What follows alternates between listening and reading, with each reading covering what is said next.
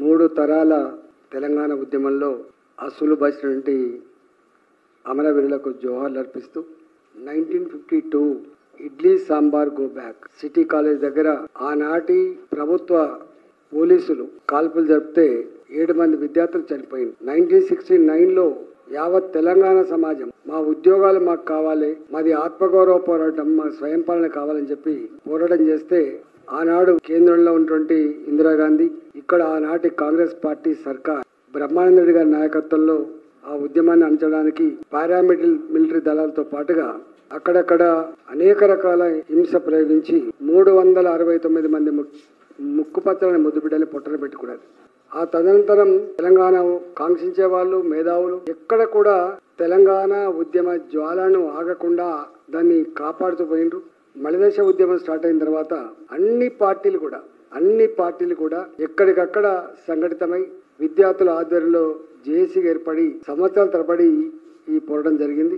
100 మంది తెలంగాణ ముద్దుబిడ్డలు అమరులైనరు. వాటి ఫలితంగా రాష్ట్రం ఏర్పడ్డది. ఇవాళ జూన్ 2వ తారీఖు నాడు జరుపుకునే ఈ వేడుకలు ఎవరో ఇష్టం వచ్చింది కాదు. తెలంగాణ ఇంతకుముందు చెప్పినట్టుగా పోరాటం ద్వారా, రక్త తర్పణాల ద్వారా, ప్రాణ త్యాగాల ద్వారా సాధించుకున్న తెలంగాణ. ఈ తెలంగాణ సాధనలో మొదటి నుంచి కూడా ఒకటే మాటతో కట్టుబడిన party Bharatiya Janata party. Congress party అటు ఇటు మాట మార్చింది, ఉద్యమాన్ని అంచే ప్రయత్నం చేసింది, తప్పని పరిస్థితుల్లో పార్లమెంట్ లో బిల్లు పెట్టింది. కానీ మొదటి నుంచి కూడా కాకినాడ తీర్మానంలో ఒక ఓటు 2 రాష్ట్రాలనే నినాదంతో మొదలుపెట్టిన భారతీయ జనతా పార్టీ 2007లో రాజ్నాథ్ సింగ్ గారు జాతీయ అధ్యక్షులుగా తెలంగాణ గడ్డ నుంచి మేము తీర్మానం చేసినప్పుడు తెలంగాణ ప్రజల ఆకాంక్షల్ని మేము గౌరవిస్తాం, తెలంగాణ రాష్ట్ర ఏర్పాటు కోసం బిల్లు పెడితే మద్దతిస్తామని చెప్పి భారతీయ జనతా పార్టీ ప్రకటించింది. తెలంగాణ ఉద్యమంలో జేఏసీలుగా ఏర్పడ్డ నాడు ఆ జేఏసీలో భారతీయ జనతా పార్టీ పక్షాన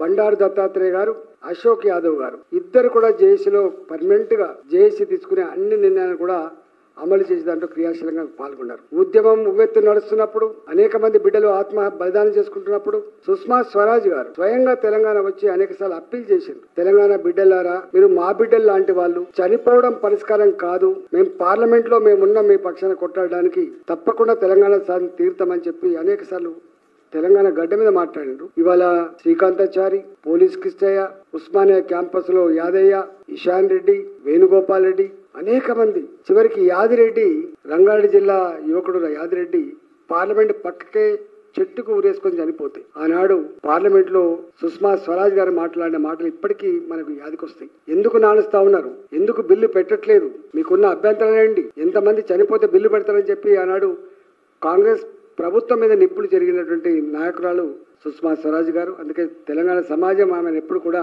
తెలంగాణ చిన్నమ్మగా పిలుచుకుంటారు. ఏ ఉద్యోగాల కోసం, ఏ నీళ్ల కోసం, ఏ నిధుల కోసం అయితే తెలంగాణ సమాజం ఉద్యమం చేసిందో దానికి మించి సామాజిక తెలంగాణ కావాలి, ప్రజాస్వామికమైన తెలంగాణ కావాలి. ఇవాళ ఆ 2 నినాదాలుగా మిగిలిపోయినాయి. సామాజిక తెలంగాణ లేదు, ప్రజాస్వామిక తెలంగాణ లేదు. కేసీఆర్ గారి నాయకత్వంలో 9.5 సంవత్సరాల పరిపాలన కొనసాగితే ఎట్లా ప్రజాస్వామ్య హక్కులు కాలు రాయబడ్డాయో, నియంతృత్వ పోకడలు రాజ్యమేలినాయో, ఎట్లా ఒక కుటుంబం చేతిలో పరిపాలన బందీ అయిందో అదంతా మనం చూసినాం. మనం మార్పు కావాలని కోరుకుంది కాబట్టి అప్పుడు మళ్ళీ ఈ కాంగ్రెస్ పార్టీ అధికారం వచ్చింది. సంవత్సరాల గడుస్తాంది. ఎన్ని హామీలు ఇచ్చిందంటే తెలంగాణ ఇచ్చింది మేమే, ఛాంపియన్లు మేమే అని చెప్పేటువంటి రేవంత్ రెడ్డి బాధ్యత మేనిఫెస్టోలో పెట్టిండు. 25,000 రూపాయలు అమరవీరుల కుటుంబాలకు, 25,000 రూపాయలు పెన్షన్ రూపంలో ప్రతి నెల ఇస్తామని చెప్పిండ్రు. అమరవీరుల కుటుంబంలో ఒకరికి ఉద్యోగం ఇస్తామని చెప్పిండ్రు. తెలంగాణ 69 ఉద్యమాలు కావచ్చు, 2001 తర్వాత జరిగిన ఉద్యమాలు కావచ్చు, ఎవరెవరైతే జైలుకు పోయినరో, కేసులు పెట్టబడ్డాయో, 4 ఫ్రంట్ నుండి పోరాటం చేసిండ్రో 250 గజాలు జాగిస్తా అని చెప్పిండ్రు. ఇంతవరకు ఉద్యోగం ఇయ్యలే అమరవీరుల కుటుంబాలకు, 25,000 రూపాయల పెన్షన్ మొదలుపెట్టలే, 250 గజాల జాగ మొదలుపెట్టలే. ఇవాళకి సంవత్సరం గడుతుంది, ఇప్పటికి మొదలుపెట్టలే.